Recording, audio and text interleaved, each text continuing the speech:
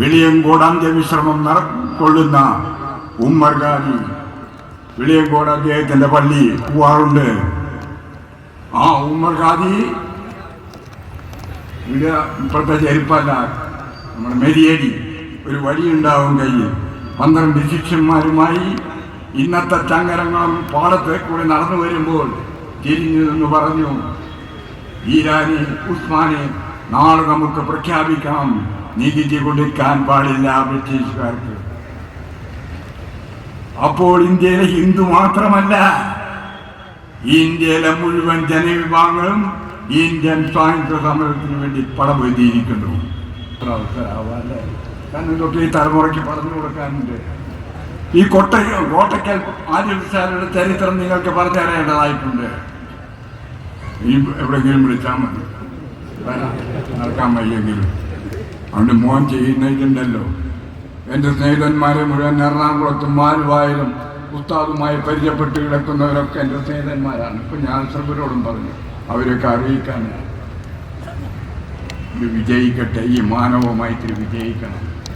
കാരണം നമുക്ക് ഒന്നിച്ച് നിൽക്കണം. പറയാൻ പാടില്ലല്ലോ, ഞാൻ വിശ്വസിക്കുന്ന ഇന്ത്യൻ നാഷണൽ കോൺഗ്രസ് ആ പ്രസ്ഥാനത്തിൽ 3 പേർ നമുക്ക് വേണ്ടി ഭരിച്ചു വീണിട്ടുണ്ട്. ഒന്ന്, ഞാൻ ഏറ്റവും സ്നേഹിക്കുന്ന എൻ്റെ ഗാന്ധിജി. 1947 ആഗസ്റ്റ് മാസം 15-ാം തീയതി ഇന്ത്യക്ക് സ്വാതന്ത്ര്യം കിട്ടി.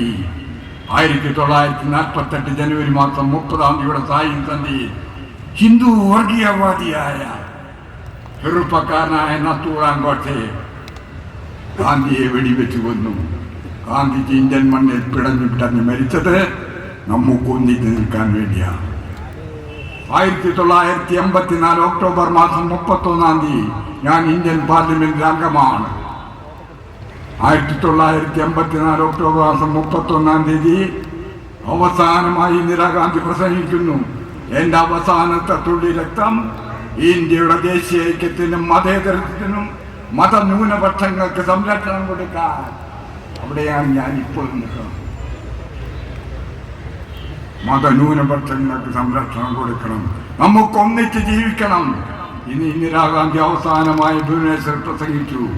പിറ്റേ ദിവസം ഒരു സിഖ് തീവ്രവാദിയുടെ വെടിയുണ്ട ഗർഭപാത്രത്തിന് അഭിമുഖമായി 21 വെടിയുണ്ടകൾ വെച്ചു. ഇന്ദിരാഗാന്ധി മരിച്ചു വീണു.